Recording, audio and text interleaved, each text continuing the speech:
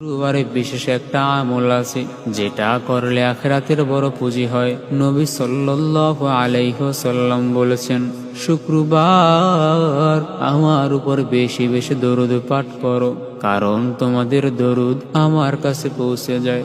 ভাবো, তুমি বসে আছো আর তোমার দরুদ নবী সাল্লাল্লাহু আলাইহি ওয়াসাল্লামের কাছে পৌঁছে যাচ্ছে।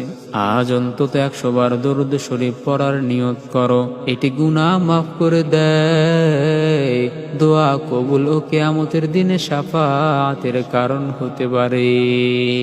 ঘুমানোর আগে নবী সাল্লাল্লাহু আলাইহি ওয়াসাল্লাম শিখিয়েছেন 33 বার সুবহানাল্লাহ, 33 বার আলহামদুলিল্লাহ, 34 বার আল্লাহু আকবার পড়া। হযরত আলী ও ফাতেমার জন্য তিনি বলেছেন, এটি দুনিয়ার সকল সম্পদের চেয়ে উত্তম। এই আমল শুধু সওয়াব নয়, অন্তরের শান্তি আনে, শয়তানের ফাঁদ দূর করে, শরীর ও মনের ক্লান্তি কমায়। যে ব্যক্তি ফজরের নামাজ জামাতে আদায় করে, তারপর নিজের জায়গায় বসে আল্লাহর জিকির করে এবং 2 রাকাত নফল পড়ে, তার জন্য পূর্ণ হজ ও উমরার সওয়াব লেখা হয়। কোনো টাকা বা যাত্রা নেই, শুধু ফজরের পর কিছু সময় আল্লাহর জন্য দাও। নিয়মিত এই আমল করলে আল্লাহ রিজিক, সময় ও শুক্রবারে বিশেষ একটা আমল আছে যেটা